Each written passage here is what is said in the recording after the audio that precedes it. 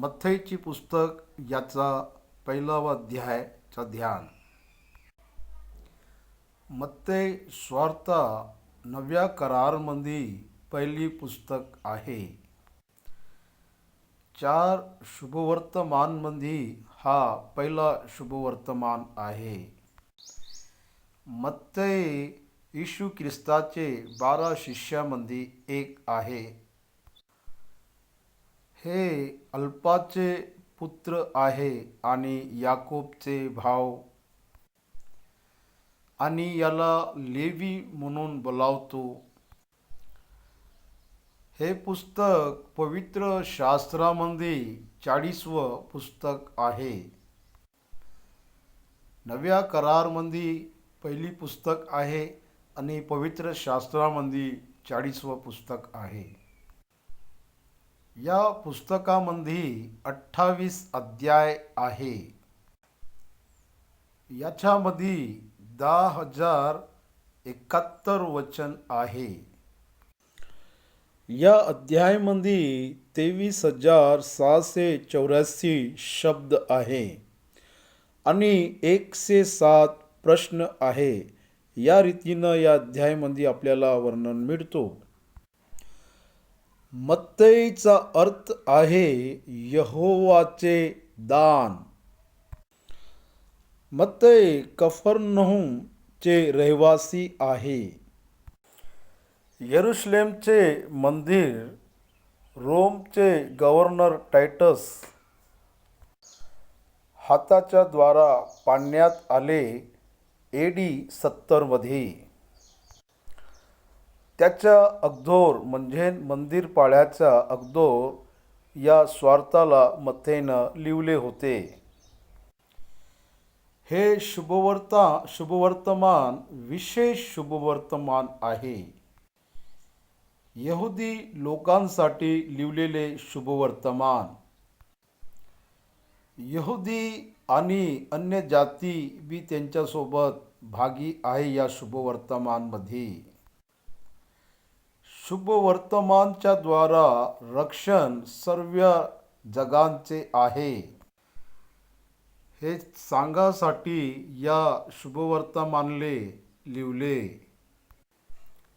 या शुभवर्तमानमध्ये देवाचे पुत्र मसीहा यहुदी लोक वाट बघत असलेले मसीहा हेच सांगणं त्याचे उद्देश होते.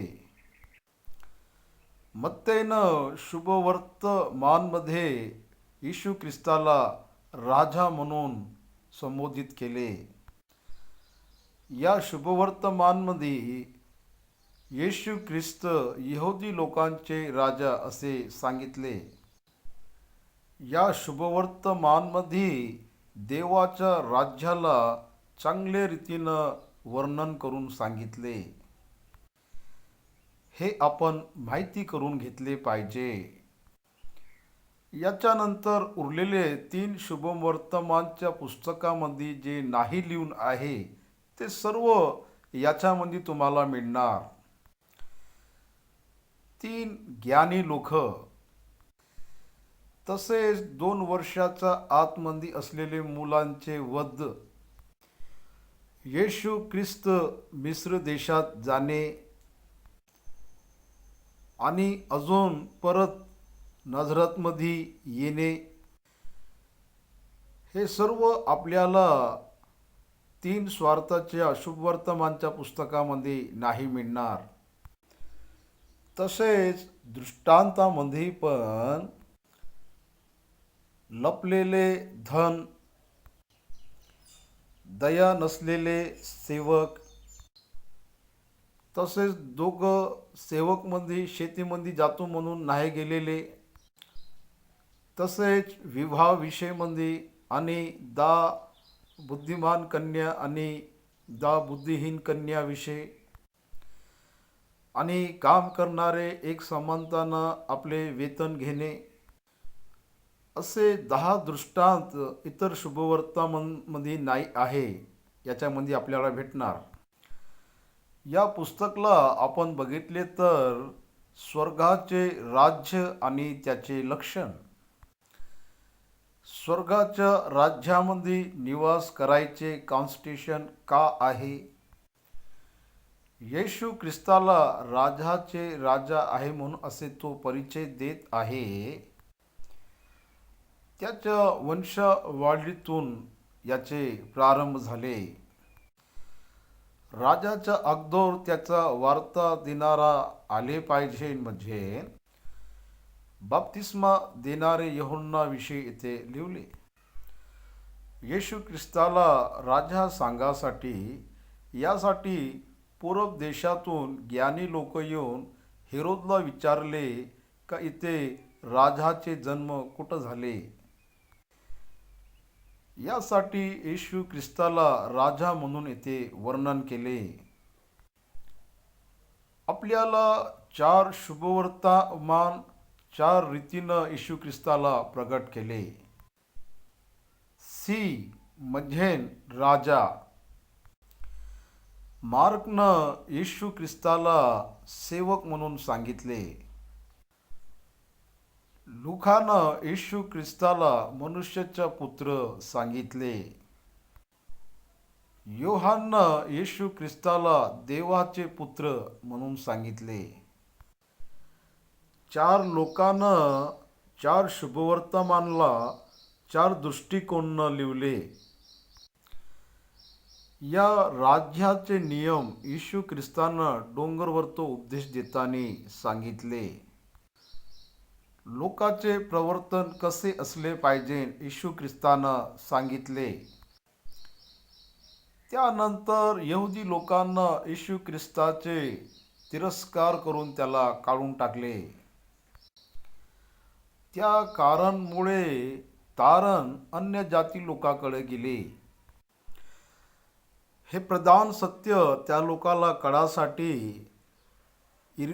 21 अध्यायापासून ते 25 अध्यायाच्या मधामध्ये इतकंच नाही, तर डोंगरवरचे उपदेश पण खूप महत्त्वाचे आहे. देवाचे राज्य आणि त्याचे विकासासाठी लागलेले दृष्टांत 17व्या अध्यायामध्ये 7 दृष्टांत आहे. इतकेच नाही, अंतच्या काळामध्ये घडलेले घटनाए, त्याचे येणे आणि जगाचे अंत 24व्या अध्यायामध्ये त्याचे वर्णन आपल्याला मिळतो. याच्यामध्ये विशेष करून येशू ख्रिस्ताची सेवकाई गलीलच्या आतमध्ये आणि गलीलच्या बाहेर, बेरियामध्ये आणि यरुशलेममध्ये, विशेष करून या क्षेत्रामध्ये केलेली सेवाविषयी ते वर्णन आहे. समोरचे 2 अध्याय येशू ख्रिस्ताच्या जन्माविषयी, 3वा अध्याय योहान आणि बाप्तिस्मा विषय आणि तो बाप्तिस्मा घेतल्या लगेच त्याचे परीक्षा विषय, त्याच्यानंतर गलीलमधून कफरनहूममध्ये येणे, त्याला स्वतःच्या गावातून त्याला काढण्यात आले, तेव्हा तो कफरनहूमला आपले निवास बनवले. आणि 4 आणि 5व्या अध्यायामध्ये कफरनहूमपासून गलीलपर्यंत त्याने केलेली सेवकाई त्याचे वर्णन आपल्याला मिळतो. 4व्या अध्यायापासून ते 9व्या अध्यायापर्यंत प्रेषित लोकांना बोलावणं आणि त्यांना वेगळे वेगळे काम देणे आणि त्या लोकांना विशेष उपदेश देणं आपण इथे बघतो. 5व्या अध्यायापासून तर 7व्या अध्यायापर्यंत डोंगरवरचे उपदेश, 8वा अध्याय आणि 9वा अध्यायामध्ये काही अद्भुत कार्य त्यानं केले. 9 अध्यायापासून ते 11वा अध्यायापर्यंत त्यांना प्रेषित लोकांचे नियुक्त करून आपल्या साहित्यासाठी आणि त्यांच्यासोबत होणारी घटना विषय त्यांना सांगून त्यांना लोकांना धैर्य दिले.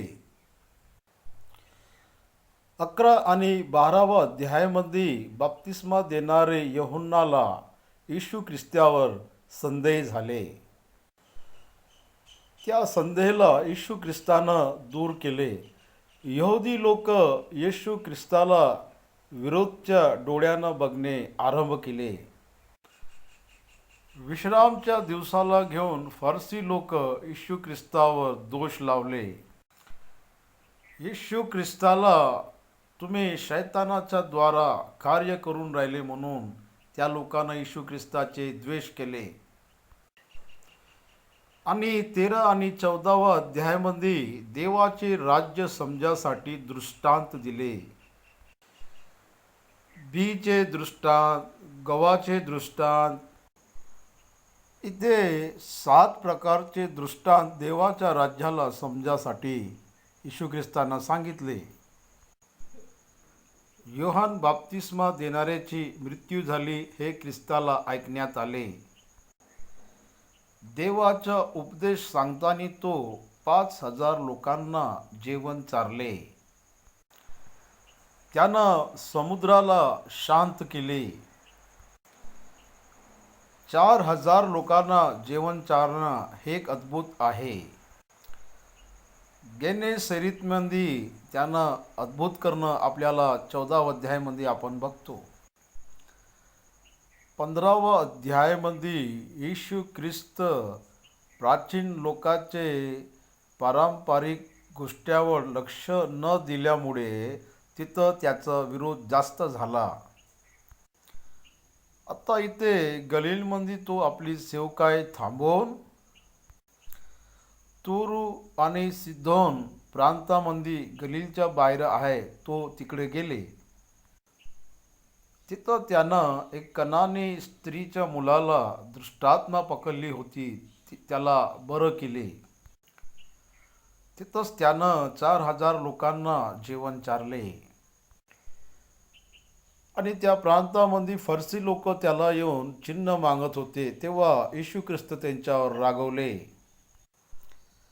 त्याच्यानंतर फिलिप असलेला केसर प्रांतामध्ये पेत्र त्या क्षेत्रामध्ये सेवा करण्यासाठी जाणे, तो आपल्या श्रमला सांगणे आणि रूपांतरच्या डोंगावर तो तिथे बोलणे. त्याच्यानंतर मासेच्या तोंडातून शेकेल मिळणे आणि त्याचे आणि येशू ख्रिस्ताचे टॅक्स भरणे, हे सारे वर्णन आपल्याला 17 आणि 18 अध्यायामध्ये मिळतो. हे सर्व गलील प्रांताच्या बाजूला सेवा करताना हे सर्व घडले आपल्याला दिसतो. तसेच अपसमार रुग्णच्या वडीलला धैर्य देणं आणि त्याने बरे करणं आपल्याला दिसतो. आता 18 आणि 19 अध्यायामध्ये शेवटीची यात्राविषयी आपल्याला दिसतो. येशू ख्रिस्ताजवळ लहान मुले येणं आणि येशू ख्रिस्त त्या लोकांना आशीर्वादित करणं, त्यानंतर एक तरुण धनी येशू ख्रिस्ताचे मागे येणं आणि त्यानंतर तो परत वापस जाणे, द्राक्षारसच्या बागेमध्ये काम करणं आणि त्यांचे वेतन एकासारखे असणे आणि एक आंधळ्याले बरे करणे. 21 अध्यायापासून तर 28 अध्यायापर्यंत त्याच्या शेवटीच्या आठवड्यात का घडले. जय उत्सवच्या द्वारा येशू ख्रिस्त यरूशलेममध्ये जाणे आणि मंदिरचे शुद्धीकरण करणे,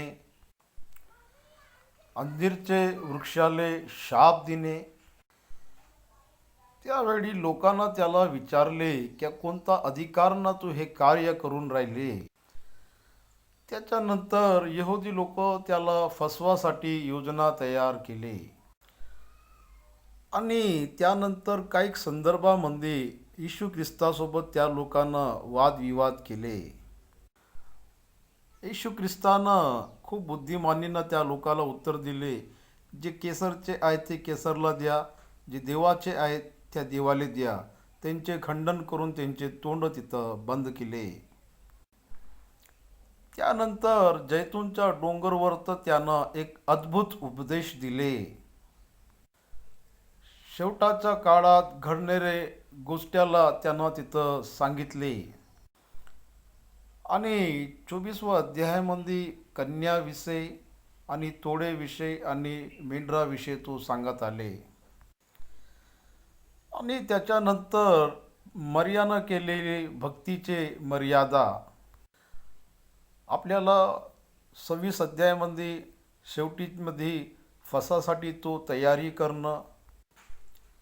त्यानंतर मर्या त्याच्या पायाला धुणे आणि अति मूल्यवान असलेले इत्र त्याच्यावर ओतणे. त्याच्यानंतर यहोदाचे धोका देणे आणि शेवटीचे फसाचे जेवण करणे, गतसमिनीमध्ये प्रार्थना करणे आणि त्यानंतर पेत्र या रीतीनं येशू ख्रिस्ताले पकडणे आणि त्याचे क्रूसीकरण करणे, त्याचे मरणे आणि परत त्याचे पुनरुत्थान होणे आणि शिष्य लोकांना त्याची मुलाखत देणे. शेवटीच्या अध्यायामध्ये त्याचे पुनरुत्थान झाल्यानंतर स्वर्गरोहण व्हायच्या अगोदर तो त्यांच्यासमोर प्रत्यक्ष होणे. हा दिवस रविवारचा होता. स्त्री लोक सुगंधित वस्त्र घेऊन त्याला लावायसाठी गेले होते. गलीलमध्ये शिष्य लोकांना दर्शन देणे. सर्व जगाला जाऊन तुम्ही सुसमाचार सांगा, तोच देवाचे पुत्र आहे, तोच मसाया आहे, तोच राजा आहे आणि तोच येणार आहे.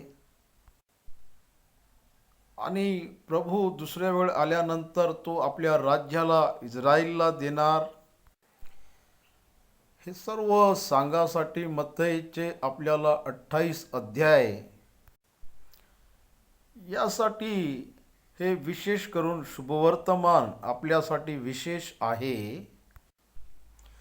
नव्या करारमध्ये हे सर्वात पहिली पुस्तक आहे. यासाठी या शुभवर्तमानचे ध्यान करताना आपल्याला आशीर्वादित झाले पाहिजे म्हणून अशी मी प्रार्थना करतो. आणि आपण पहिला अध्यायापासून ध्यान करताना आपण खूप स्पष्टानं याचं वर्णन बघू. प्रभू तुम्हाला वचनच्या द्वारा आशीर्वादित केले पाहिजे म्हणून अशी माझी प्रार्थना. मत्ते शुभवर्तमान याचा 1वा अध्यायाचे ध्यान. या अध्यायामध्ये लिहिलेले वचनची संख्या 25 आहे. समोरचे 16 वचन येशू प्रभू ख्रिस्ताची वंशावळी. अब्राहम पासून ते 42 पिढीचे विवरण. त्यानंतर 17 वचनमध्ये अब्राहम पासून ते दावीद आणि दावीद पासून ते बेबीलोनपर्यंत, बेबीलोन पासून ते येशू ख्रिस्तापर्यंत याचे वर्णन दिले इथे लिहून आहे. आता 18 वचन पासून ते 25वा वचनपर्यंत वचनचे भाग येशू ख्रिस्ताचे जन्म आणि त्याचे विधान इथे लिहून आहे. योसेफची मरियासोबत सगाई होऊन होती. त्याला कळल्यानंतर तो रहस्यमय रीतीनं तिला सोडासाठी, तेव्हा परमेश्वरचे दूत त्याच्या स्वप्नामध्ये येऊन त्याचे संदेहाला दूर केले. प्रवक्ताने सांगलेले वचन पूर्ण होवासाठी पवित्र आत्म्याच्या सामर्थ्यानं ती गर्भधारण केले. तिला आपल्या सोबत घेऊन जा असे प्रभूनं त्याला सांगितले. त्याचे नाव इमॅन्युएल ठेव आणि प्रभू आपल्या सोबत राहीन असे त्याला सांगण्यात आले. योसेफ झोपेतून उठले आणि तिला त्यानं स्वीकार केले आणि ती गर्भवती होतवरी तिच्यापाशी तो गेला नाही. म्हणजे तिला मुलगा होतवरी मरियानं बाळला जन्म दिले आणि त्याचे नाव येशू ठेवले. हे आपल्याला 25 वचन मध्ये असलेले वर्णन आहे. आता आपण वचनचे ध्यान करू. पहिला वचन, येशू ख्रिस्त जो दावीदचा पुत्र, जो अब्राहामचा पुत्र, त्याची वंशावळी. साधारण रीतीनं एका वचनामध्ये 2000 वर्षाचे इतिहास लिहून आहे. अब्राहाम पासून दावीदला 1000 वर्ष, दावीद पासून येशू ख्रिस्ताला 1000 वर्ष. 2000 वर्षाचा इतिहास इथं वर्णनमध्ये आपण बघतो. अब्राहामचे पुत्र इसाक, म्हणजे अब्राहाम पासून ते दाऊद 14 पिढी. काऊन देवानं असे लिहायला लावले हे आपण माहीत केले पाहिजे. पवित्र शास्त्र आपल्याला सूक्ष्म रीतीनं आदामपासून ते येशू ख्रिस्तापर्यंत, उत्पत्तीचे 1वा अध्यायापासून ते मत्ते शुभवर्तमान याचे 1वा अध्यायापर्यंत आपण काळ बघितले तर 62 पिढी आहे. अब्राहाम पासून ते येशू प्रभू 42 पिढी नव्या करारमध्ये लिहिताना. जुन्या करारमध्ये अब्राहाम पासून ते अब्राहाम 20व्या पिढीमध्ये होते असे सांगितले. आदाम पासून ते नोहा 10 पिढी, नोहापासून ते अब्राहाम 10 पिढी. आदाम पासून तर नोहापाशी जलप्रलय आले आणि त्या जलप्रलयामध्ये नोहा वाचले आणि त्याच्यापासून अब्राहाम 20 पिढी. समोरच्या 10 पिढीमध्ये जलप्रलयाच्या द्वारा सर्व काय नष्ट झाले. आदाम पासून ते नोहापर्यंत फक्त नोहाचा कुटुंबाला सोडून सर्व काही नष्ट झाले. फक्त जहाजामध्ये असलेले 8 लोक वाचले. नोह आणि त्याची बायको, त्याचे लेकरं हाम, शेम, यापेत आणि त्याचे 3 सुना, सर्व मिळून 8 जण होते. जलप्रलयाच्या नंतर नोहाला अजून संतान झाले असे पवित्र शास्त्र आपल्याला नाही सांगितले. नोहाचे 3 लेकरांमधून शेम, हाम, यापेत याच्याद्वारा जगामध्ये मनुष्याचे विस्तार झाले. त्याच्यामधून शेमच्या पिढीमधून 10व्या पिढीत अब्राहाम आले. हे देवाचे प्रयोजन आहे. या जगामध्ये कोणत्याही मनुष्याला त्याला आदाम पासून क्रोनॉलॉजिकल म्हणजे त्यांचे पितरांचे विवरण त्या लोकाला नाही माहीत. मला माझे वडीलचे नाव माहीत, मला माझ्या आबाजी नाही माहीत, मला त्यांचे नाव माहीत आणि त्यांचे वडीलचे बी नाव मला माहीत आणि त्याच्यानंतरचे लोक मला नाही माहीत. माझ्या वरच्या 4 पिढी मला माहीत आहे, त्यांचे नाव माहीत आहे, पण त्याच्यातून मी एकट्यालाच ओळखतो, एक पिढीला ओळखतो. कम से कम 7 पिढी माहीत असलेले लोक असतो. आणि आपण येशू ख्रिस्ताची वंशावळी बघले तर आदाम पासून ते येशू ख्रिस्तापर्यंत आदामपासून ते येशू ख्रिस्ताचे वंशावळीमध्ये प्रत्येक व्यक्तीचे नाव, त्यांचे इतिहास आणि त्या लोकांचे ऐतिहासिक सच्चाई पवित्र आत्मा देवानं लिवाले लावले. कारण येशू ख्रिस्त या जगाचे राजा आहे. येणारा तो राजाचा राजा आहे. यानंतर तो होणारा राजा आहे. मत्ते हा शुभवर्तमान लिहिताना येशू ख्रिस्त राजाचे राजा म्हणून त्यांची वंशावळी त्याने ते लिहिले. वंशावळीचं वर्णन हे अति प्रमुख आहे आणि त्यांची पिढी आणि जितके पिढीचं वर्णन आपल्याला मिळतो तो व्यक्ती तितके महान ठरतो. येशू ख्रिस्ताचे इतिहास इतके मोठे होते का प्रथम मनुष्यापासून ते त्याच्यापर्यंत आपल्याला त्याची माहिती भेटली. अब्राहम शेमच्या वंशावळीमध्ये 10वी पिढीचे होते. अब्राहम सोबत देवानं करार केले. त्या करारच्या द्वारा हे सर्व पिढी आले. मी तुझ्या संतांच्या द्वारा या जगामध्ये असलेले सर्व लोकांना आशीर्वादित करेन. गलातीच्या पत्रीमध्ये पौल लिहिताना संतान म्हणजे तो ख्रिस्त आहे असे तो लिहित आहे. येशू ख्रिस्ताच्या द्वारा जगामध्ये असलेले सर्व मानव जाती आशीर्वादित होईल.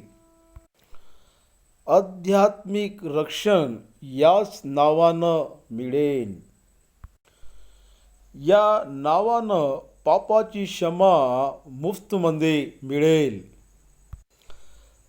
त्याच्या नावानं विश्वास करणाऱ्या लोकांना देव त्याला आपले संतान बनवून राहिले.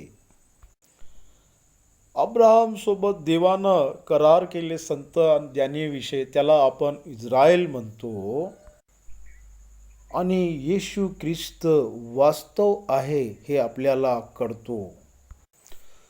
अजून एक सत्य तुम्हाला कळले पाहिजे. जगामध्ये असलेले मोठे इन्व्हेन्शन्स यहुदी लोकांनाच केले आणि इस्रायल जगामध्ये छोटासा देश आहे पण मोठे मोठे इन्व्हेन्शन्स या देशाच्या द्वाराच जगामध्ये आले आणि लोक आशीर्वादित झाले यांच्या इन्व्हेन्शननं.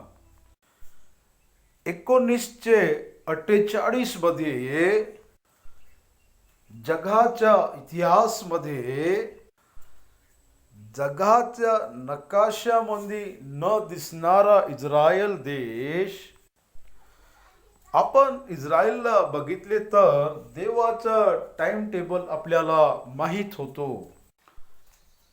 जगामध्ये देवाचा वेळ आणि देवाचा काळ आणि देवाचे पर्सनल वेळ आणि आपण इस्रायल देशचे परीक्षण केले तर आपल्याला हे सर्व गोष्टी माहीत होतो. येशू ख्रिस्ताची वंशावळी म्हणजे दावीद म्हणजे तो यहुदा गोत्रातून आले. उत्पत्तीचे पुस्तक याचे 49व अध्यायामध्ये याकोब शेवटाच्या दिवशी आशीर्वादित होईल त्याचे भविष्यवाणी करताना तो म्हटले, शिल्हो म्हणजे राजा, म्हणजे येशू ख्रिस्त येणार, म्हणजे यहुदा गोत्रामधून येशू ख्रिस्त राजा येणार.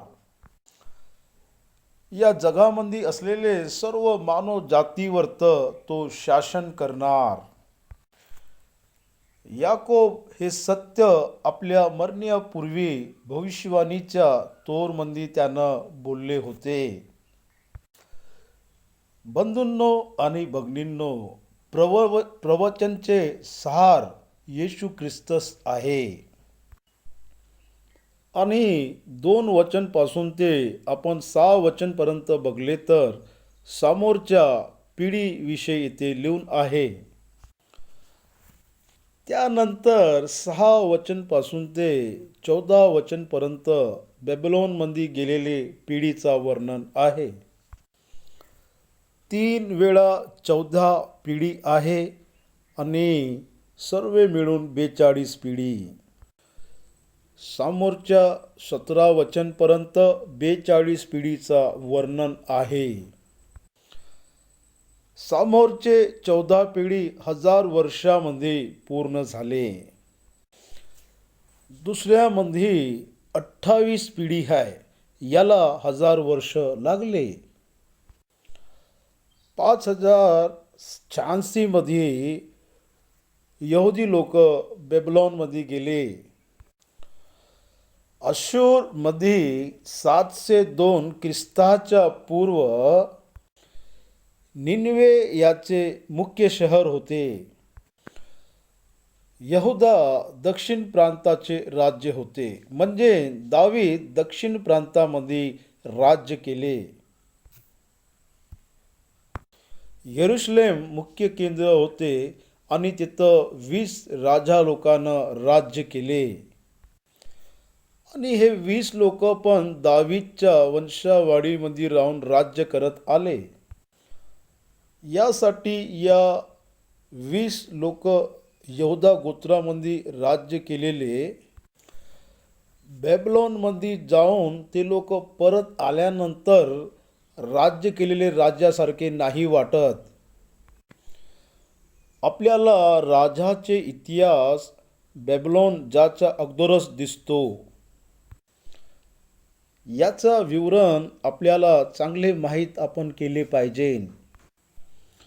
इस्रायलचे इतिहास आपण बघितले तर मानव कसे उत्पन्न झाले आणि त्याचं वर्णन आपल्याला चांगले मिळतो.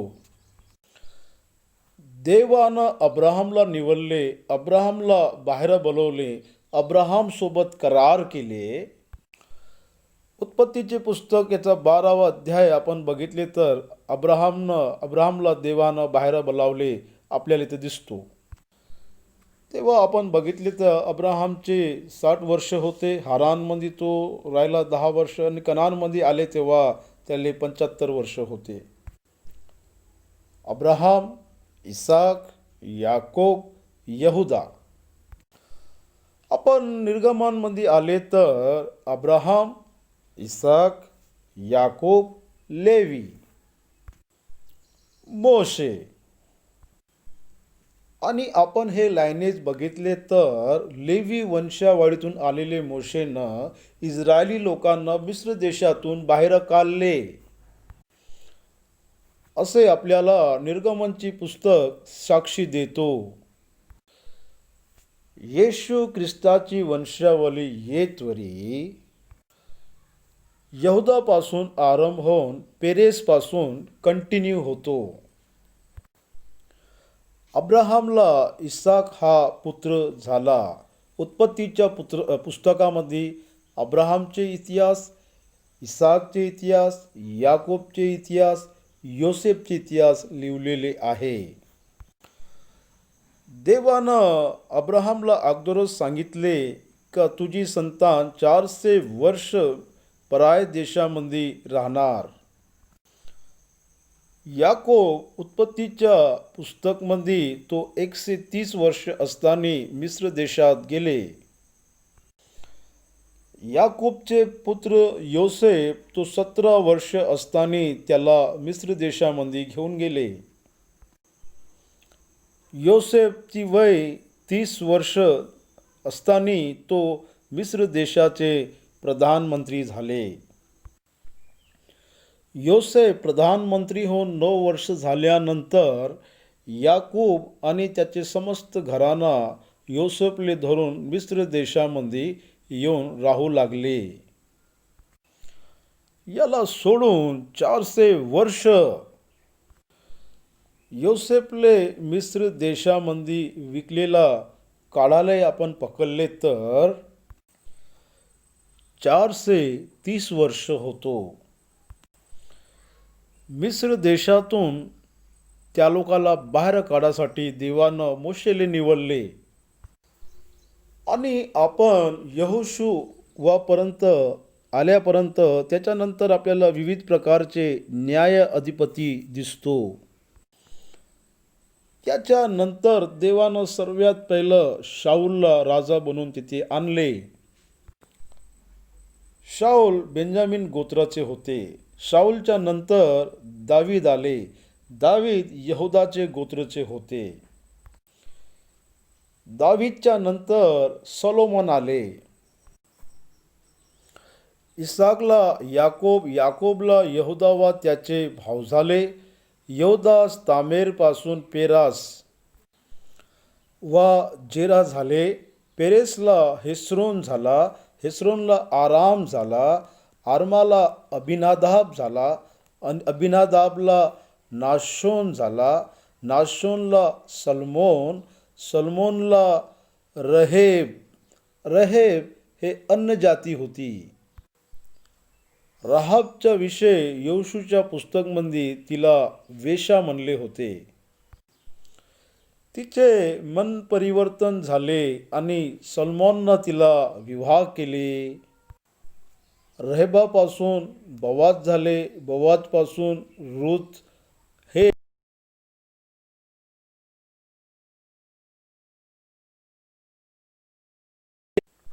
रूथच्या पुस्तकामध्ये आपल्याला याचा वर्णन मिळतो.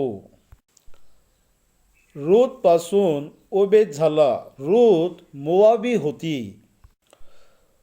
ओबेदला पासून इशय झाला आणि इशियाला दावीद राजा झाला.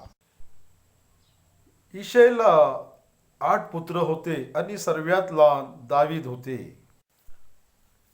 सॅम्युएलच्या पुस्तकमध्ये आपल्याला दावीदचा इतिहास माहीत पडतो. 15 आणि 16 अध्यायापासून त्याचे इतिहास आपण बघू शकतो. पवित्र शास्त्राला आपण बघितले तर चांगले क्रमनं सगळ्याचे इतिहास आपल्याला बघायला मिळतो. एक कुटुंब कसे कंटिन्यू वाढत गेले. दावीदचे इतिहास फार मोठे होते आणि दावीद 40 वर्ष शासन केले. सॅम्युएलच्या पहिल्या पुस्तकमध्ये आपल्याला त्याचा इतिहास मिळतो. राजाच्या पहिल्या पुस्तकामध्ये त्याचे इतिहास आपल्याला मिळतो. इतिहासाच्या पुस्तकमध्ये आपल्याला दावीदचा इतिहास मिळतो. स्तोत्र संहितामध्ये तो 75 अध्याय लिखले असे आपल्याला मिळतो. एक मेजर हिरो पवित्र शास्त्रामध्ये दावीद आपल्याला दिसतो. देवाच्या खूप जवळ तो होता. देवानं त्याला माझ्या हृदयाच्या अनुसार आहे म्हणून त्याचे प्रकटीकरण केले. तो इतका आध्यात्मिक होता देवासोबत. दावीद राजाच्या तोरमध्ये फार चमकला तो. दावीद पासी मोठे धैर्य होते आणि तो मोठे युद्ध योद्धा होते. त्याच्याकडे असलेले निपुणता, त्याच्याकडे असलेले धैर्यता, त्याच्याकडे असलेली बुद्धी, त्याच्याकडे असलेले विश्वासला बघून त्या काळातल्या लोकांना त्याला बघून नमस्कार केले. यासाठी दावीद एक साधारण व्यक्ती नव्हता. बघा, अब्राहम नंतर इतिहासमध्ये दावीदला स्थान मिळाले. कारण आपल्याला अब्राहमच्या इतिहासमध्ये 12 अध्यायापासून ते 25 अध्यायापर्यंत उत्पत्तीच्या पुस्तकामध्ये आपल्याला मिळतो. मूल पित्रांमध्ये अब्राहम आणि दावीद हे लोक फार देवासोबत यांचे संबंध चांगले होते. जी पूर्वी उरियाची बायको होती तिच्यापासून दावीद राजाला सलोमोन झाला. उरियाची बायको म्हणजे बेतशेबा. इथं तिचे नाव नाही लिहिले पण तिचे नाव बेतशेबा आहे. सलोमोनला रहबमला अबिया, अबियाला आसा, आसाला योशोफाट, योशोफाटला योराम, योरामला उजिया, उजियाला योथाम, योथामला अहज, अहजाला हिजकिया, हिजकियाला मानशेष, मानशेषला ओमान, ओमनातला योशिया आणि योशियाला यखन्या व त्याचे भाव हे बेबेल देशात झाले तेव्हा झाले. यिर्मिया 50 अध्यायामध्ये भविष्यवाणी केली का तुम्ही बेबलोनमध्ये निघून जावा, तुम्हाला तिथे शेम राहीन. कारण तुमचे पित्र यरुशलेममध्ये राहून परमेश्वरची 34वी आज्ञा विश्राम दिवस त्याला पालन नाही केले, यासाठी देव त्याला 70 वर्षासाठी बेबलोनच्या बंदीगृहेत घेऊन गेले. देवानं मोशेला अगोदरच सांगितले की ज्यावेळी हे लोक माझा आज्ञाचा उल्लंघन करणार, मी या लोकाला पराय देशाचे हातामध्ये देऊन देईन. मी इतर लोकांच्या हातामध्ये देते असं देवानं न्यायाच्या पुस्तकामध्ये याचे पुरावा दिले. शास्त्राच्या पुस्तकामध्ये 13 लोकांच्या काळाला आपण बघितले तर शास्त्राच्या पुस्तकामध्ये एक न्याय अधिपती असताना लोक देवाच्या समोर चांगले राहायचे आणि जसंच तो मरण पावला त्यानंतर ते लोक कनानी लोकांमध्ये जाऊन मिसळून जायचे आणि त्याची मूर्तीची आराधना करायचे. असे केल्यानंतर देव त्या लोकांना शत्रूच्या हातामध्ये देऊन द्यायचे. मग ते लोक विलाप करायचे, पश्चाताप करायचे, रडायचे. मग अजून परत देव त्या लोकांना नवीन न्याय अधिपती द्यायचे.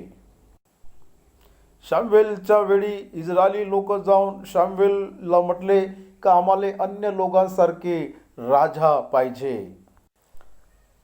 असे म्हणल्यानंतर शामवेल जाऊन देवासमोर रडला की प्रभू, हे लोक तुझे तिरस्कार करून राहिले.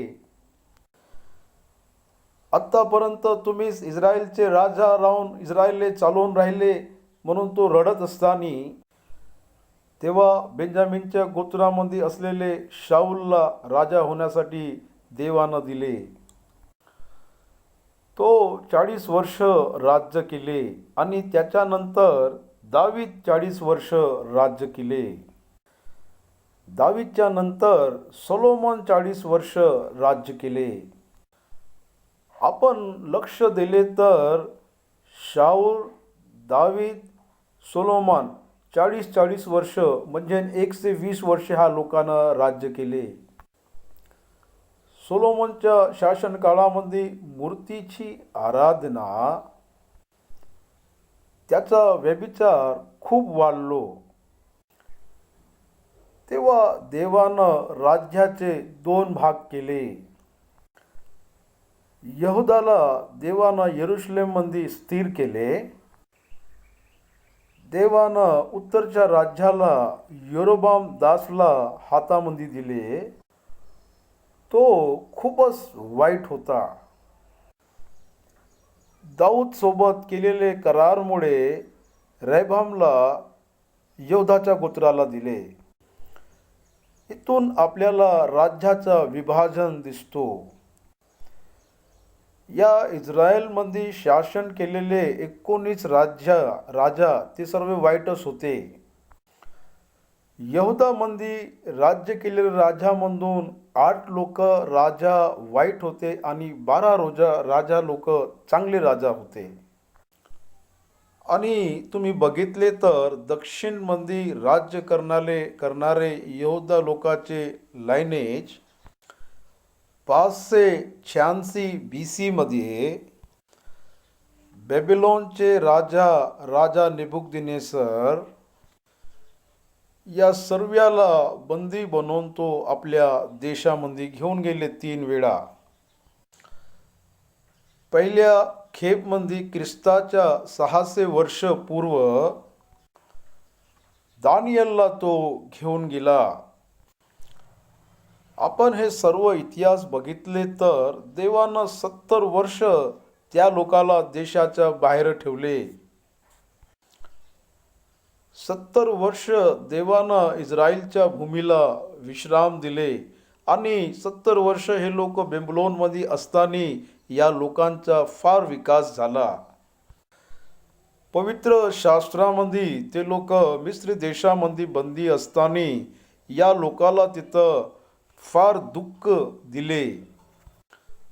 पण इथे बेबलॉनमध्ये हे लोक इतके विकास झाले या लोकांचा, ते लोक इतके आशीर्वादित झाले का बेबलोनच्या नंतर मादी लोकांचा राज्य आले. मादी लोकांच्या राज्याच्या नंतर कोरेशी हे लोक आले. आणि असेच इतिहास घडताना आपल्याला एस्तरचे इतिहास याच्यामध्येच दिसतो. नेहमी आपण असेच परिस्थितीमध्ये असताना तो तिथून येऊन यरुशलेमचे कार्य केले त्यानं. कोरेशीच्या काळामध्ये येऊन तो यरुशलेमचं काम करत होता. ख्रिस्ताचं 535 वर्ष पूर्व, ख्रिस्तापूर्व 516 मध्ये त्या लोकांना मंदिरचे कार्य निर्माण करणं आरंभ केले. 586 वर्षापासून तर 516 वर्षापर्यंत 70 वर्ष होतो. आणि आपण असे बघले तर देवानंच या इतिहासाचं निर्माण करून तो सर्व घडवत आले.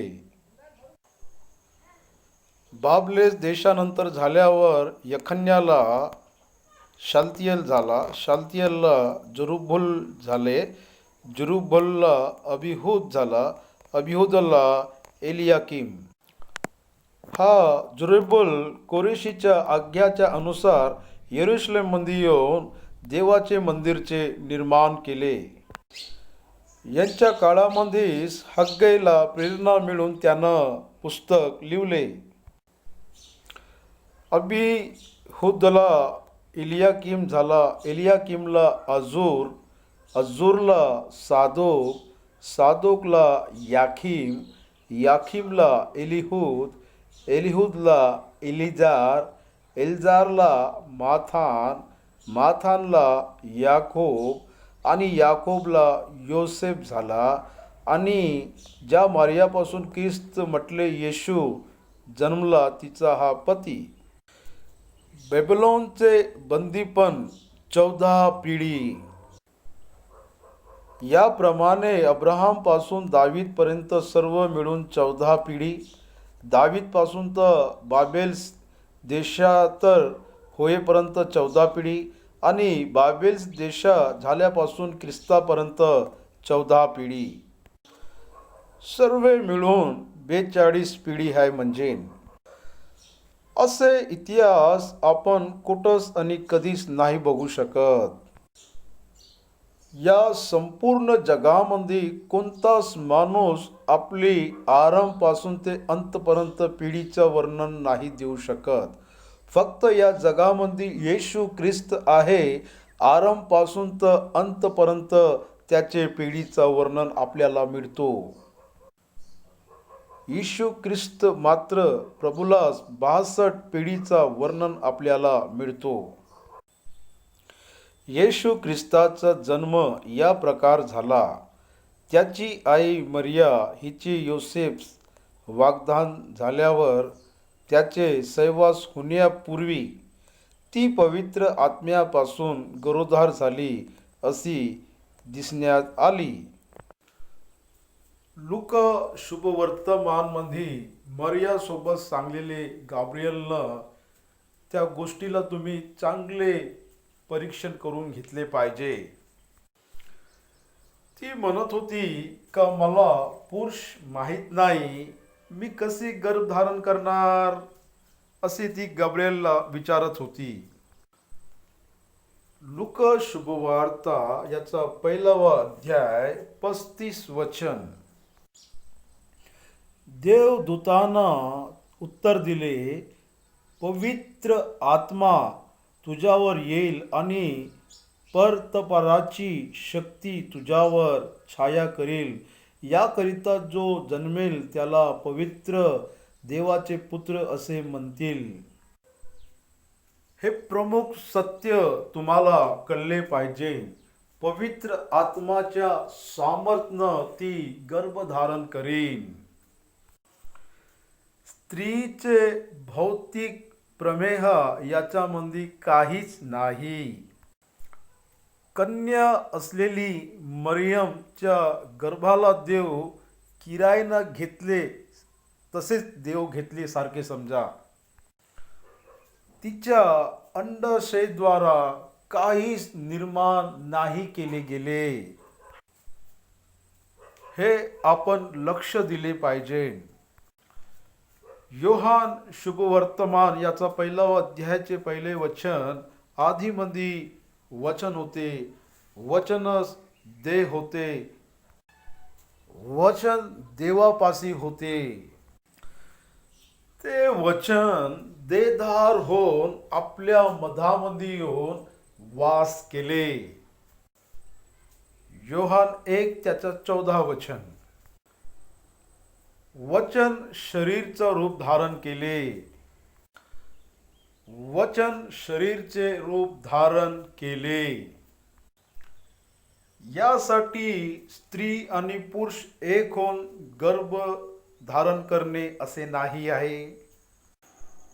दुसरी गोष्टी, स्त्रीचे अंडाशयचा उपयोग करून गर्भधारण नाही झाले. केवळ वचनच्या द्वाराच मानवी रूपचे देहधारण झाले. हिब्रीच्या पुस्तकमध्ये याच्या 10व्या अध्यायामध्ये अजून एक गोष्टी लिहून आहे. तू न मला माझ्यासाठी एक शरीराला ठरवले. हिब्रीचे पुस्तक याचा 10वा अध्याय 9 वचन मध्ये आपल्याला हे वचन मिळतो. आणि मग म्हणाला, पहा, मी तुझे इच्छेप्रमाणे करव्यास आलो आहे. तू माझ्यासाठी शरीर तयार केले आहे. याच्या 10व्या अध्यायामध्ये 5 वचन मध्ये आहे. तू न माझ्यासाठी एक शरीर ठरवले. यासाठी इथं मनुष्याचं काहीच नाही आहे. देवानं येशू ख्रिस्ताला एक शरीर ठरवलं आणि ते वचन देहधारी होऊन आपल्या मधामध्ये आले. आणि याच्यामध्ये काय संदेह नाही, पवित्र आत्माच्या द्वारा देहधारण होऊन येशू ख्रिस्त या जगामध्ये आले. कन्याच्या गर्भाच्या द्वारा तो बाहेर आले आणि याच्यामध्ये मानवाचा काहीच अंश नाही. तिचा नवरा योसेफ धार्मिक असून तिचा उघड अपमान करण्याची त्याची इच्छा नसल्यामुळे तिला गुप्तेनं सोडण्याचा त्यानं निश्चय केले. हा विषय मरियानस युसुफले सांगले असन. म्हणजे समाजामध्ये हा समाचार लीक नाही झाले आणि कोणा इतर लोकांच्या द्वारा याला हे समाचार नाही मिळाले. त्याला हा वर्तमान मिळाल्यानंतर अनुवादची पुस्तक का म्हणून सांगतो, दोघा लोकांची मंगनी झाल्यानंतर ती गर्भवती आहे माहीत झाल्यानंतर तिला आणि ते गर्भधारण केलेले परिस्थितीला धरून त्या गोष्टीला तिनं रहस्य ठेवल्यामुळे तिला दगड मारून टाकायची व्यवस्था होती. योसेफ नीतिमान होते. यासाठी तो रहस्यानं तिला सोडून द्यायचे निर्णय घेतले होते. त्याचे उद्देश देवाला माहीत होते. यासाठी देवानं आपले देवदूतला त्याच्याकडे पाठवले. तो त्या गोष्टीचा विचार आहेत होता. पहा, प्रभूचे दूतांना त्याला स्वप्नात दर्शन देऊन म्हटले, योसेफ, दावीदच्या पुत्रा, तू आपली स्त्री मरिया हिचे स्वीकार करव्याला भिवू नको, कारण तिच्या ठाई जो गर्भ आहे तो पवित्र आत्म्यापासून आहे. हे सर्व पवित्र आत्माच्या द्वारा घडले. म्हणजे योसेफ साधारण रीतीनं विश्वास करणारा व्यक्ती नव्हता. ती पुत्र प्रसवेल आणि तू त्याचे नाव येशू ठेव, कारण तोच आपल्या लोकांस त्यांच्या पापापासून हे सर्व यासाठी झाले की प्रभूनं संदेष्टांच्या द्वारा जे सांगितले होते ते पूर्ण व्हावे. ते असे की पहा, कुमारी गर्भवती होईन, तो पुत्र प्रसवेल. यशयाची पुस्तक 7वा अध्याय याच्या 14 वचनमध्ये बघा, कन्या गर्भवती होईन, ती पुत्राला जन्म देईन, त्याचे नाव इमॅन्युएल ठेवा असे लिहून आहे. आणि हे वचन लिहून नसले तर योसेफ विश्वास नाही केले असते. हे देवाचे वचन आहे, हे देवाची भविष्यवाणी आहे. पुरुषाचं वीर्य नसले तर एक लेकराचा जन्म होणं हे असंभव आहे. अर्थ नसलेला काम आणि असाध्य काम. एक कन्या गर्भवती होतील आणि ती पुत्राला जन्म देतील, म्हणजे या जगामध्ये देव उतरासाठी एक कन्याचा गर्भाला त्यानं इस्तेमाल केले. यशयाचे ग्रंथ याचे 9वा अध्याय 6वा वचनमध्ये, कारण आम्हासाठी बाळ जन्मला आहे, आम्हासाठी पुत्र दिला आहे. हे भविष्यवाणी आहे, कारण परमेश्वरच्या दूतानं हे सर्व प्रवचन त्याला काढून दाखवले असन, तेव्हा त्यानं त्याच्यावर विश्वास केले. तिला रहस्यमय रीतीनं सोडणारे योसेफ देवदूताचे गोष्टी ऐकून देवाच्या वचनावर त्यानं विश्वास केले. पुत्राला जन्म देणार आणि त्याचे नाव इमॅन्युएल ठेवीन. त्याच्या लोकांना तो त्यांच्या पापापासून तो सोडवणार. यासाठी त्याचे नाव येशू ठेवणार. येशू म्हणजे तारणहार. ख्रिस्त म्हणजे अभिषेक. मिकाची पुस्तक त्याच्या 5व्या अध्यायामध्ये सांगितले, यहूदाचे बेथलेहमा, एफ्राईम, तू यहूदाच्या प्रांतामध्ये छोटस आहे तरी इस्रायलचे राजा तुझ्यामधून येणार असे सांगितले. मिका 550 वर्ष पूर्वच भविष्यवाणी केले का येशू ख्रिस्ताचे जन्म बेथलेहम मध्ये होणार. त्याचे जन्म कन्याचे द्वारा होईल आणि तो देवाचा पुत्र होईल. तो मनुष्य रूप धारण करणार आणि तो सर्व सामर्थ्य राहणार. आणि तो जन्मला तर पूर्वामध्ये नक्षत्र दिसणार. अनेक भविष्यवाणी येशू ख्रिस्ताच्या जन्माविषयी पवित्र शास्त्रामध्ये केले आहे. हे सर्व पूर्ण होवाची वेळ आले असे योसेफला समजून आले. यासाठी योसेफला दाऊदचा पुत्र म्हणून बोलावले. योसेफचे वडील याकूब होते आणि याकूब दावीदच्या वंशातून आले, म्हणजे योसेफला मोठे नाव मिळाले. योसेफ नीतिवान होते. आणि अजून एक गोष्टी विचित्र म्हणजे योसेफला डायलॉग नाही. नव्या करारमध्ये योसेफचे तोंडातली एक गोष्टी पण पवित्र आत्मानं नोट नाही केली. त्यानं एक शब्द बोलले असे म्हणून पवित्र आत्मा देवानं लिवाले नाही लावले. पहा, कुमारी गर्भवती होईन, पुत्र प्रसवेल व त्याला इमॅन्युएल म्हणतील. या नावाचा अर्थ आम्हाबरोबर देव असा आहे.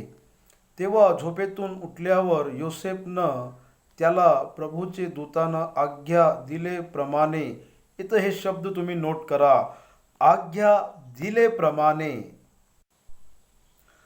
त्यानं आपल्या स्त्रीचा स्वीकार केला. बघा, इथे मंगनी झाल्यानंतर ती गर्भवती झाली आणि गर्भवती झाल्यानंतर त्याला दर्शन मिळाले आणि दर्शन मिळाल्यानंतर त्यानं तिला बायको म्हणून स्वीकार केले.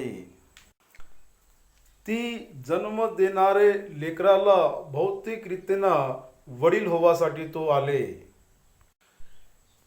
यासाठी तो वडीलचा पुत्र आहे, योसेफचे पुत्र आहे असे लोकांना त्याला म्हटले. यासाठी देवानं त्या कुटुंबाला निवडून घेतले. योसेफच्या द्वारा तो यहूदा गोत्राचे झाले. म्हणजे यहूदा गोत्रामध्ये देवानं योसेफला निवडले. रोमाच्या पत्रीमध्ये तो शरीरच्या अनुसार दावीदचे पुत्र आहे.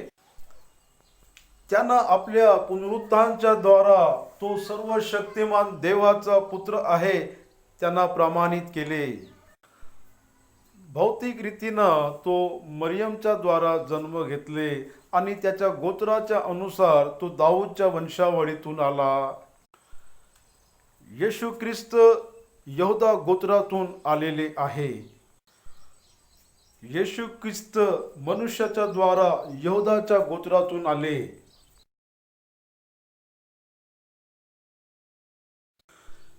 तो जगाचे तारण करता आहे. तो लोकाच्या पापापासून सोडवणारा आहे. म्हणजे सर्व काळी राज्याच्या वारीस होवासाठी फक्त हा येशू ख्रिस्ताच्या द्वाराच आपल्या जीवनामध्ये संभव होतो.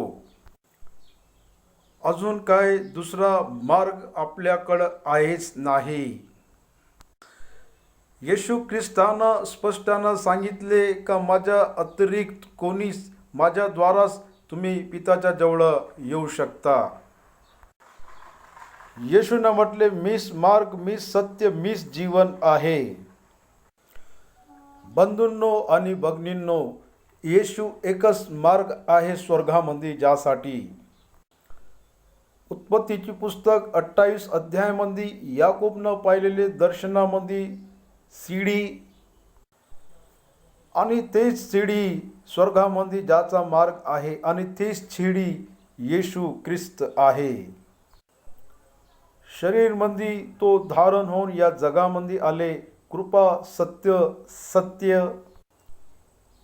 आणि मार्ग आणि जीवन तोच आहे. तरी ती पुत्र प्रसावे त्यापर्यंत त्याची व तिची ओळख झाली नव्हती. त्यानं त्याचे नाव येशू ठेवले. ते लोक बेथलेहममध्ये गेले. कसे आणि काहून गेले नंतर मी याचं वर्णन तुम्हाला देईन. ती गर्भवती असताना तो तिच्याकडं नाही गेले. म्हणजे त्याचा अर्थ आहे का त्यानं तिला बायको म्हणून स्वीकार केले पण तिच्यासोबत संसार नाही केले. पुत्र होतवरी जगामध्ये असलेले प्रोटेस्टंट ख्रिस्ती लोक का विश्वास करतो? येशू ख्रिस्त प्रभूचा जन्म झाल्यानंतर मरिया आणि योसेफ दोघे मिळून संसार करून लेकराला जन्म दिले.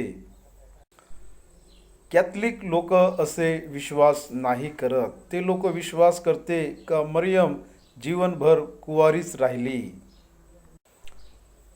याकूब आणि यहूदा हे दोघे मरियम आणि योसेफचे लेकर आहे असे प्रोटेस्टंट ख्रिस्ती लोक विश्वास करतो. प्रोटेस्टंट विश्वासी लोक असे विश्वास करतो का फक्त देवानं तिच्या गर्भाचा उपयोग केले येशू ख्रिस्ताला आणण्यासाठी आणि त्यानंतर ते लोक संसार करून लेकराला जन्म दिले. ती पुत्राला जन्म दित्वरी योसेफ तिच्याकडे नाही गेले. म्हणजे ती पुत्र जन्म झाल्यानंतर योसेफ तिच्याकडे गेले आणि त्यांच्याद्वारा संतान आणि लेकरं उत्पन्न झाले असे आपण विश्वास करतो. आणि ते दोघं मिळाचा अगोदर म्हणजे त्यानंतर ते लोक मिळाले याचा अर्थ असा निघतो. यासाठी आपण या विषयाच्या द्वारा या अध्यायाचा समाप्त करतो.